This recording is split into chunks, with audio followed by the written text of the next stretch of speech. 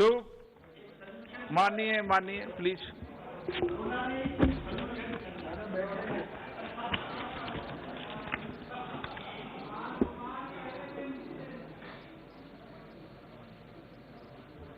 दादा ठीक हो?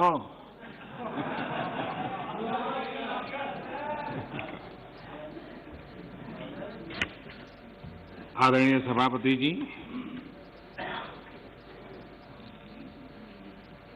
मैं राष्ट्रपति जी के प्रेरक उद्बोधन पर आभार प्रस्ताव की चर्चा में शरीक होने के लिए और राष्ट्रपति जी का धन्यवाद करने के लिए कुछ बातें प्रस्तुत करूंगा।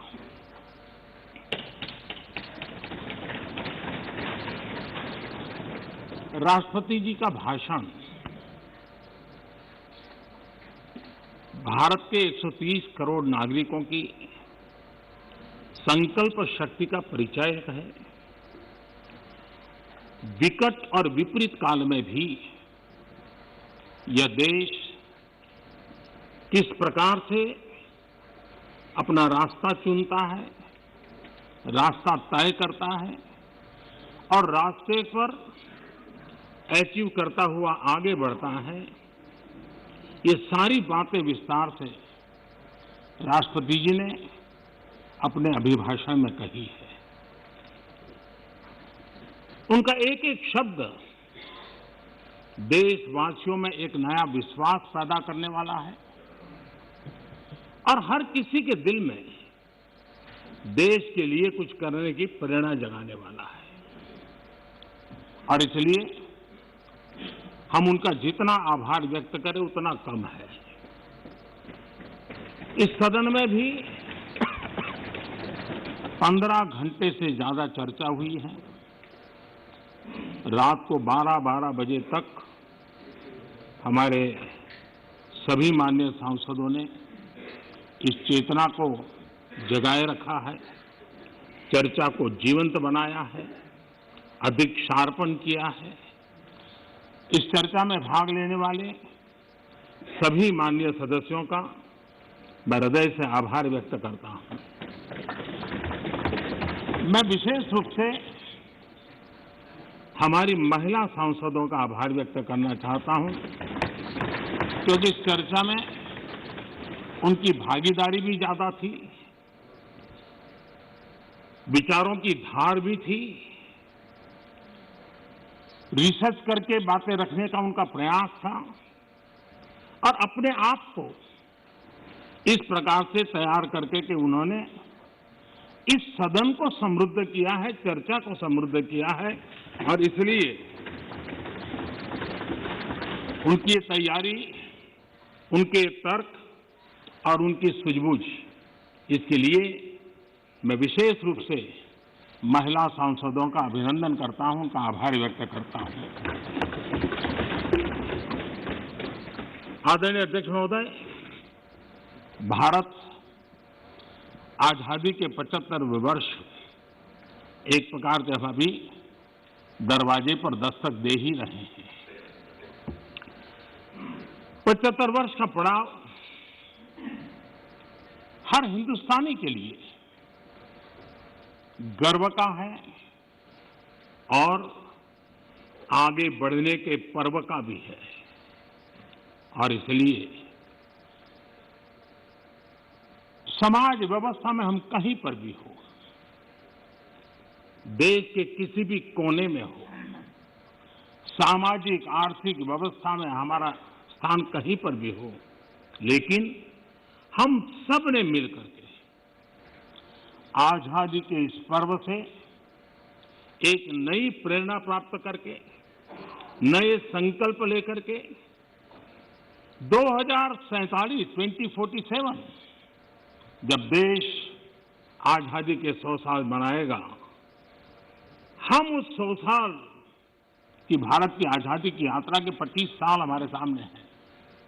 उन 25 साल को हम देश को कहां ले जाना है, दुनिया में इस देश की मौजूदगी कहां करनी है, ये संकल्प हर देशवासी के दिल में हो, ये वातावरण बनाने का काम इस परिसर का है, इस पवित्र धरती का है, इस पंचायत का है।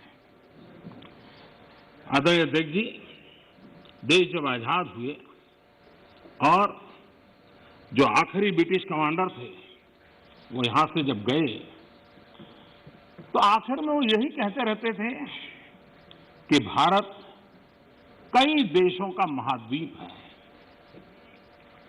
भारत कई देशों का महाद्वीप है और कोई भी इसे एक राष्ट्र कभी नहीं बना पाएगा। ये घोषणाएं हुई थी, लेकिन भारतवासियों ने इस आशंका को तोड़ा।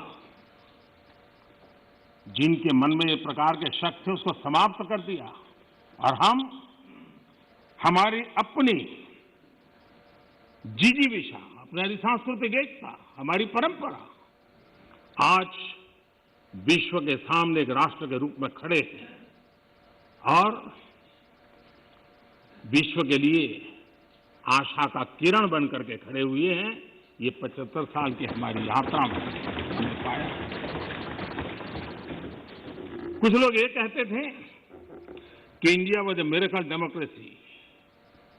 ये भ्रम भी हमने तोड़ा है। लोकतंत्र की हमारी रगों में, हमारे सांस में किस प्रकार से बुना हुआ है। हमारी हर सोच, हर पहल, हर प्रयास लोकतंत्र की भावना से भरा हुआ रहता है। इस बात को हमने अनेक चुनाव आए, अनेक सत्ता परिवर्तन आए, बड़ी आसानी से सत्ता परिवर्तन आए और परिवर्तित सत्ता व्यवस्था को भी सबने हृदय से स्वीकार करके आगे बढ़ाया। 75 साल का एक क्रम रहा है और इसलिए लोकतांत्रिक मूल्यों के लिए और हम विविधताओं से भरे हुए देश हैं। सैकड़ों भाषाएं, हजारों बोलियां, भांति भांति का पहनाव, क्या कुछ नहीं है विविधताओं से भरा हुआ। उसके बावजूद भी हमने एक लक्ष्य, एक राह ये करके दिखाया है। आज जब हम भारत की बात करते हैं तो स्वाभाविक रूप से स्वामी विवेकानंद जी ने एक जो बात कही थी उसको मैं जरूर स्मरण करना चाहूंगा।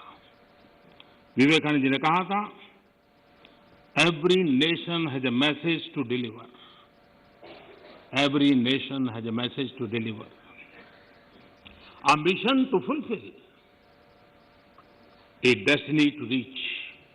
यानी हर राष्ट्र के पास एक संदेश होता है जो उसे पहुंचाना होता है। हर राष्ट्र का एक मिशन होता है जो उसे हासिल करना होता है। हर राष्ट्र के एक नियति होती है जिसको वह प्राप्त होता है। कोरोना के दरमियान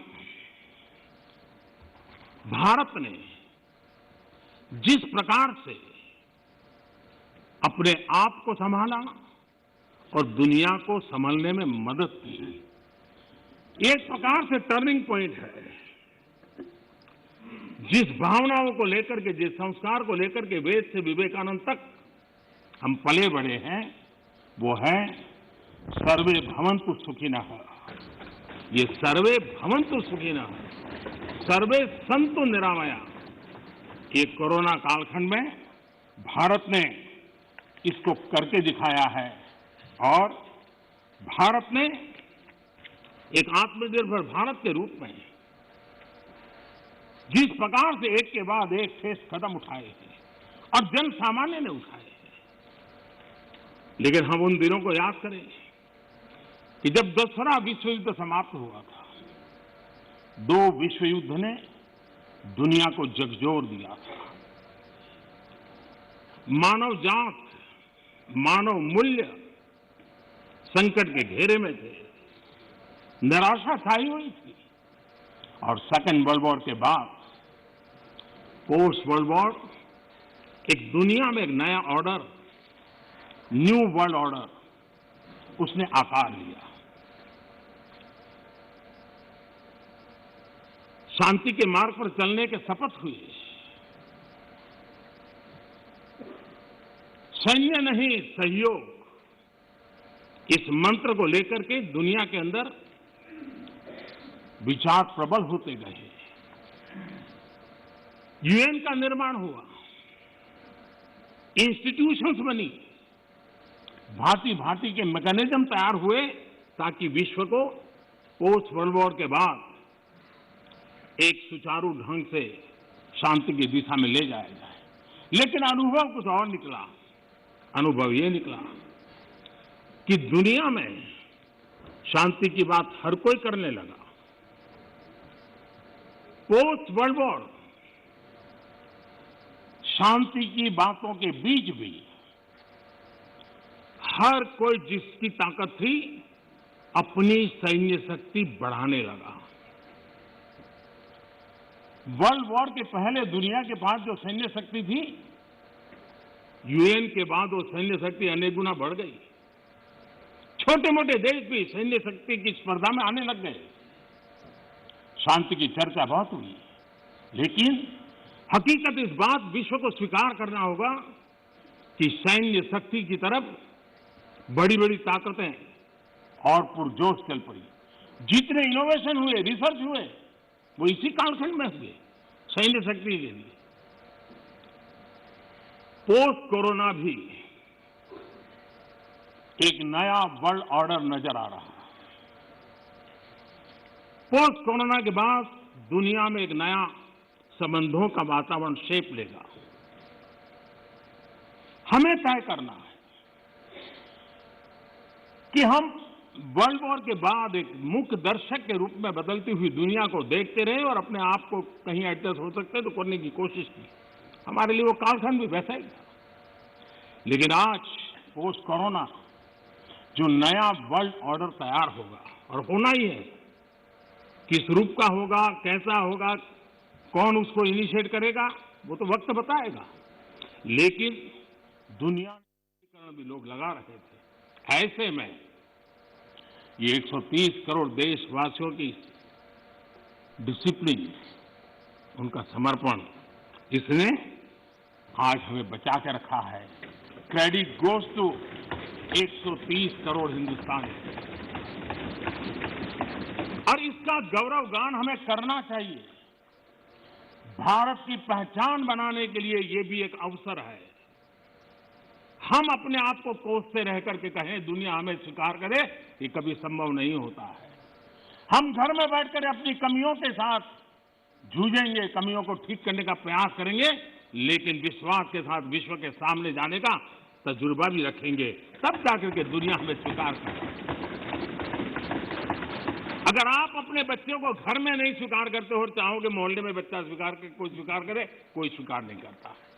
दुनिया का नियम है, और इसलिए हमें इस बात को करना चाहिए। श्रीमान मनीष तिवारी जी ने एक बात कही, उन्होंने कहा भाई भगवान की कृपा है तो कोरोना में हम बच गए।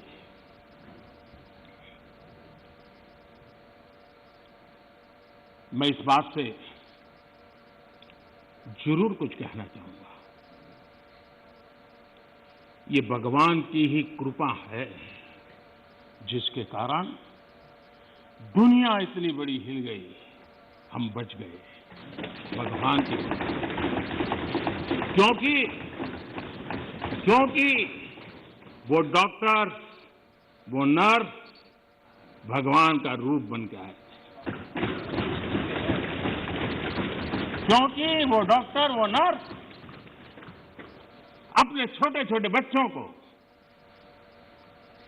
शाम को घर लौटूंगा कह करके जाते थे। 15-20 दिन तक लौट नहीं सकते थे, वो भगवान का रूप लेकर के आए।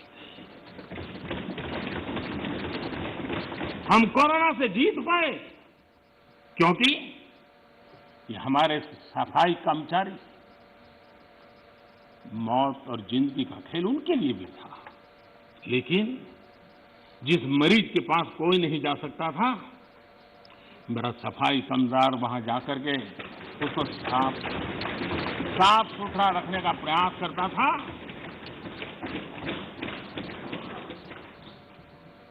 भगवान का रूप ये सफाई कामदार के रूप में आया था। कोई एम्बुलेंस चलाने वाला ड्राइवर पढ़ा लिखा नहीं था, उसे पता था मैं जिसको लेके जा रहा हूं वो कोरोना पॉजिटिव है।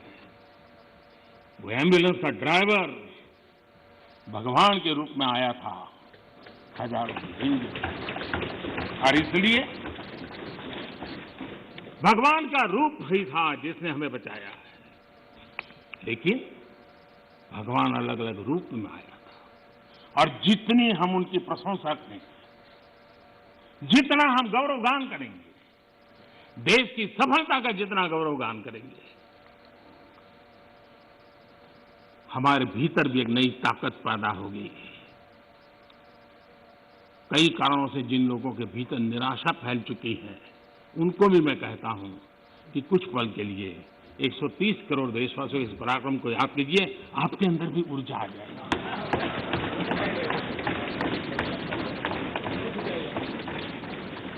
माननीय अध्यक्ष जी, इस कोरोना काल एक ऐसा कसौटी का काल था जिसमें सच्ची कसौटी तब होती थी जब संकट होता है। सामान्य स्थिति में बहुत जल्दी ध्यान में नहीं आता। दुनिया, बड़े बड़े देश, कोरोना में जो हुआ वो तो है, लेकिन उन्होंने हर एक ने तय किया कि वे अपने नागरिकों को सीधे पैसे पहुंचाएंगे ताकि इस संकट की घड़ी में उनके नागरिकों को मदद मिले।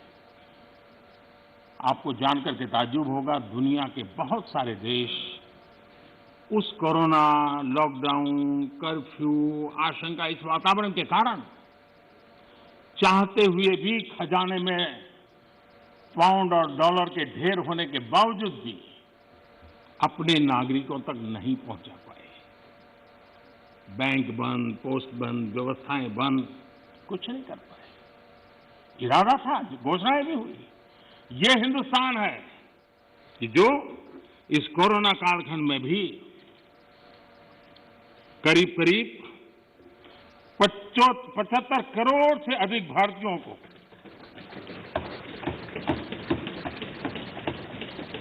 राशन पहुंचा सकता है, 8 महीने तक राशन पहुंचा सकता है। यही भारत है जिसने जनधन, आधार और मोबाइल के द्वारा 2 लाख करोड़ रुपया इस कालखंड में लोगों तक पहुंचा दिया। और दुर्भाग्य देखिए, जो आधार, जो मोबाइल,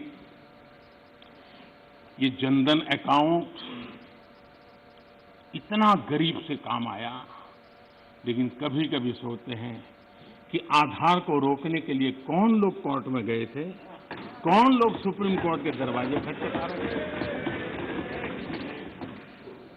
मैं कभी कभी हैरान हूं, और आज मैं इस बात को बार बार बोलूंगा, अध्यक्ष जी मुझे क्षमा करना।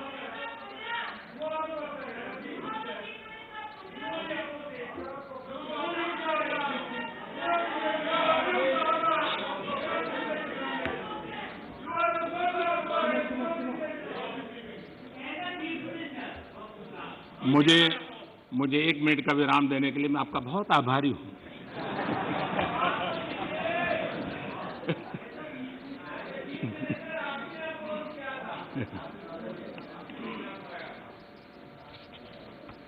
इस हसन में कभी कभी अज्ञान भी बड़ी मुसीबत पैदा करता है। माननीय अध्यक्ष जी, ठेले वाले, रेहड़ी पटरी वाले लोग इस कोरोना कालखंड में उनको धन मिले, उनके पैसे मिले, ये उनके लिए किया गया और हम कर पाए। आदरणीय अध्यक्ष जी, हमारी अर्थव्यवस्था इस कालखंड में भी हमने रिफॉर्म का सिलसिला जारी रखा, और हम इस इरादे से चले कि भारत जैसे अर्थव्यवस्था को उबारने के लिए, बाहर लाने के लिए हमने कुछ महत्वपूर्ण कदम उठाने पड़ेंगे। और आपने देखा होगा, डे 1 से अनेक विधि से रिफॉर्म के कदम हमने उठाए, और इसका परिणाम है आज ट्रैक्टर हो, गाड़ियां हो, उसका रिकॉर्ड सेल हो रहा है।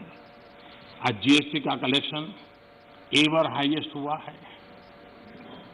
ये सारे आंकड़े हमारी अर्थव्यवस्था में जोश भर रही है। ये दिखाया जा रहा है कि नए जोश के साथ भारत की अर्थव्यवस्था उभर रही है। ये हम दिखता है। और दुनिया के जो लोग हैं उन्होंने ये अनुमान भी लगाया है कि करीब करीब 2 डिजिट वाला ग्रोथ अवश्य होगा। 2 डिजिटल ग्रोथ की संभावनाएं सभी पंडितों ने कही है और मुझे विश्वास है कि इसके कारण इस संकट के काल से भी, मुसीबतों के बीच से भी देशवासियों की अपेक्षा के अनुसार देश प्रगति करेगा। आदरणीय अध्यक्ष महोदय, इस कोरोना काल में 3 कृषि कानून भी लाए गए। ये कृषि सुधार का सिलसिला बहुत ही आवश्यक है, महत्वपूर्ण है और वर्षों से जो हमारा कृषि क्षेत्र चुनौतियां महसूस कर रहा है, उसको बाहर लाने के लिए हमने निरंतर प्रयास करना ही होगा और उस करने की दिशा में हमने एक ईमानदारी से प्रयास किया है। जो भावी चुनौतियां, जिसको कई विद्वानों ने कहा हुआ है, कोई मेरे शब्द नहीं है, कृषि क्षेत्र की इन भावी चुनौतियों को हमने अभी से डील करना पड़ेगा और उसको करने की दिशा हमने प्रयास किया है। मैं एक देख रहा था कि यहां पर जो चर्चा हुई और विशेष करके हमारे जो कांग्रेस के साथियों ने चर्चा की, मैं ये तो देख रहा था कि वो इस कानून के कलर पर तो बहुत बहस कर रहे थे, ब्लैक है कि व्हाइट है, ब्लैक। माननीय Niranjan ji, please please please please please please please. देखिए मैं कितनी सेवा करता हूं आपकी। आपको जहां रजिस्टर करवाना था हो गया।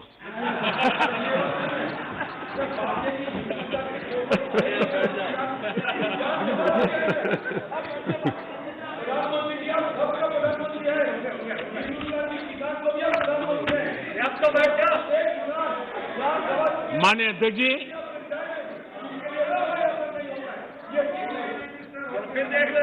माननीय अध्यक्ष जी, आंदोलन कर रहे सभी किसान साथियों की भावनाओं का ये सदन भी और ये सरकार भी आदर करती हैं, आदर करती रहेगा।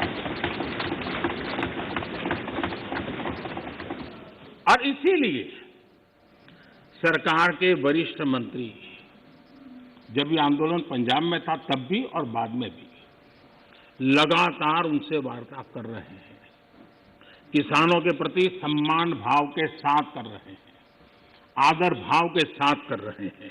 और इसलिए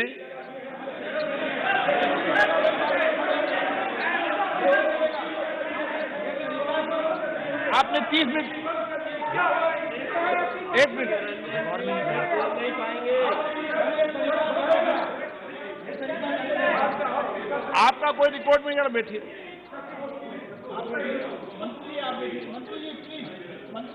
अधीर बाबू कुछ कहना है तो और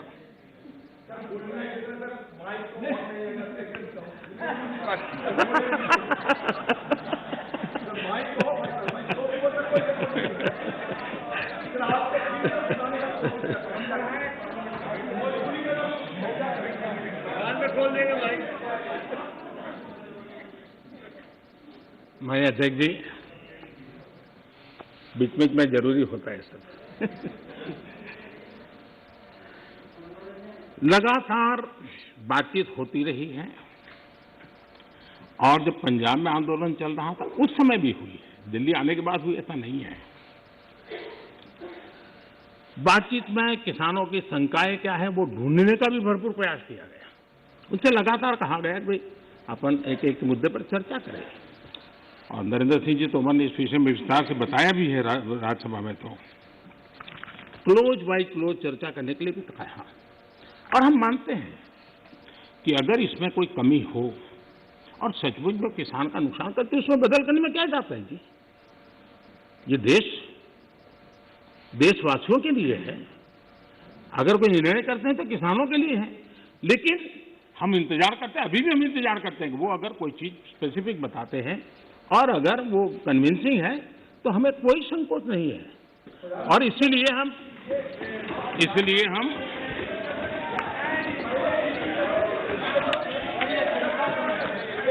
जब शुरू में जब वो पंजाब में थे, आपने अपनी बात कह चुके हैं।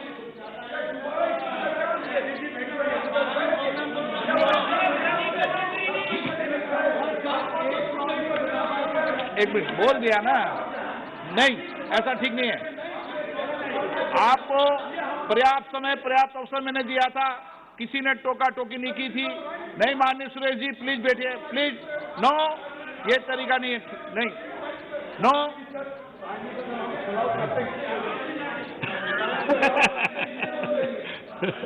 चलिए, ये क्रेडिट भी आपने मुझे दे दी।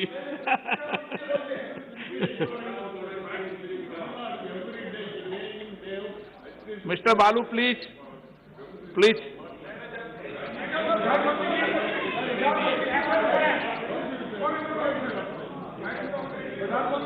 नो नो, प्लीज आप बैठिए। आपको किसने कहा?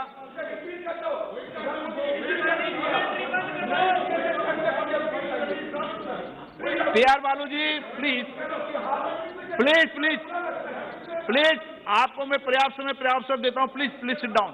माननीय प्रधानमंत्री जी, आपका कोई नोट नहीं हो रहा। माननीय प्रधानमंत्री,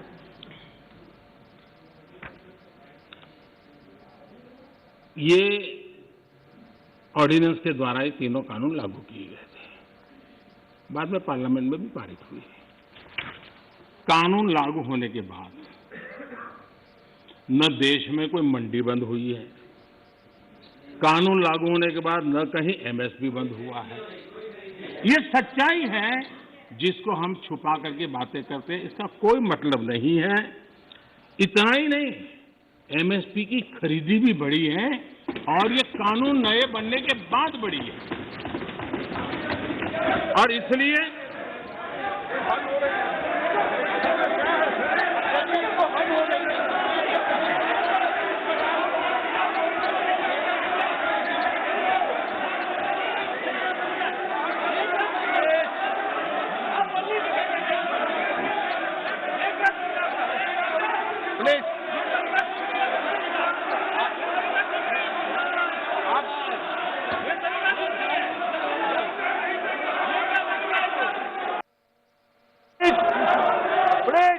अभिनंदन जी, प्लीज एक मिनट बैठिए, बैठिए बैठिए बैठिए, आसन पे बैठिए। माननीय सदस्यगण, मैंने इस विषय पर आपको सभी माननीय सदस्यों को पर्याप्त समय पर्याप्त अवसर दिया था। जब कोई भी प्रतिपक्ष का माननीय नेता या सदस्य बोलता था तो मैंने सभी से कहा कि सब बात ध्यान से सुने, किसी को टोका टोकी नहीं करे। और रात्रि को 1 बजे तक, जब तक सदन में अंतिम वक्ता था, मैंने पर्याप्त समय दिया है। मेरा आपसे आग्रह है, माननीय प्रधानमंत्री जी अपनी बात कह रहे हैं, आपने अपनी बात कह चुके हैं, उनका जवाब माननीय प्रधानमंत्री जी दे रहे हैं। माननीय प्रधानमंत्री से आग्रह करूंगा अपनी बात।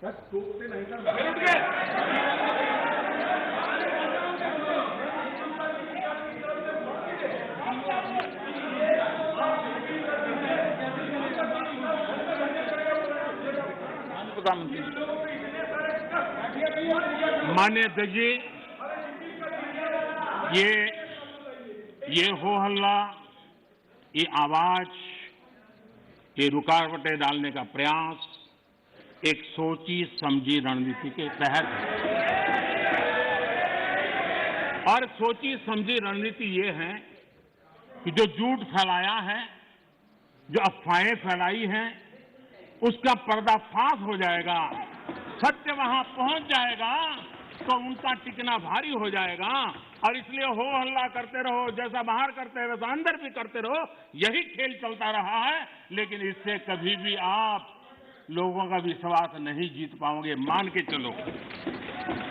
माननीय अध्यक्ष जी, ऑर्डिनेंस के बाद और पार्लियामेंट में कानून बनने के बाद किसी भी किसान से मैं पूछना चाहता हूं कि पहले जो हक उनके पास थे जो व्यवस्थाएं उनके पास थी, उसमें से कुछ भी इस नए कानून ने छीन लिया है क्या? इसकी चर्चा, उसका जवाब कोई देता नहीं है। सब कुछ वैसा का वैसा वो है पुराना। क्या हुआ है? एक अतिरिक्त विकल्प व्यवस्था मिली है, वो भी क्या कंपलसरी है? किसी कानून का विरोध तो तब मायना रखता है कि जब वो कंपलसरी हो। ये तो ऑप्शनल है। आपको मर्जी पड़े यहां जाना है जाइए, आपको मर्जी पड़े वहां नहीं जाना है वहां जाइए, जहां ज्यादा फायदा हो वहां किसान चला जाए, ये व्यवस्था की गई है। और इसलिए प्लीज अधीर रंजन जी, अब ज्यादा हो रहा है। अधीर रंजन जी प्लीज, अब ज्यादा हो रहा है, अब ज्यादा हो रहा है। मैं आपका रिस्पेक्ट करने वाला इंसान हूं और मैंने पहले कह दिया, आपने जितना किया जहां रजिस्टर होना हो गया। और बंगाल में भी टीएमसी से ज्यादा पब्लिसिटी आपको मिल जाएगी। बाबा क्यों इतना? हाँ दादा, देखो मैं बता दिया, चिंता मत करो, मैंने बता दिया।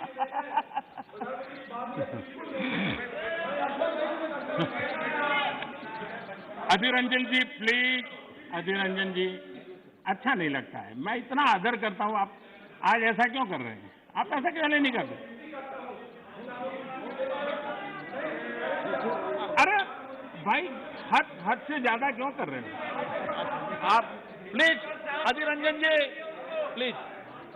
मान्य सदस्य दादा, प्लीज। ये नए कानून अध्यक्ष जी किसी भी के लिए बंधन करता नहीं है। ऐसे कानून है, उनके लिए ऑप्शन है, और जहां ऑप्शन है वहां विरोध के लिए कोई कारण ही नहीं बनता। हाँ, ऐसा कोई कानून जो ऐसे थोप दिया हो, उसके लिए विरोध का कारण बनता है। और इसलिए मैं कहता हूं लोगों को, और मैं देख रहा हूं आंदोलन का एक नया तरीका है। क्या तरीका है? आंदोलनकारी जो होते हैं वो ऐसे तरीके नहीं अपनाते। आंदोलन जीवी होते हैं वो ऐसे तरीके अपनाते हैं, और वो कहते हैं ऐसा हुआ तो ऐसा होगा, ऐसा होगा तो ऐसा होगा, ऐसा होगा तो ऐसा होगा। अरे भाई, जो कुछ हुआ ही नहीं, जो होना नहीं है, उसका भय पैदा कर करके, और पिछले कई सालों से लगातार सुप्रीम कोर्ट का एक जजमेंट आ जाए, कोई निर्णय नहीं हुआ है, और एकदम से तूफान खड़ा कर दिया जाए, आग लगा दी जाए देश में। ये जो तौर तरीके हैं, उन तौर तरीके जो भी लोकतंत्र में विश्वास करते हैं, जो भी अहिंसा में विश्वास करते हैं, उन सबके लिए चिंता का विषय होना चाहिए। ये सरकार की चिंता का नहीं, देश की चिंता का विषय होना चाहिए।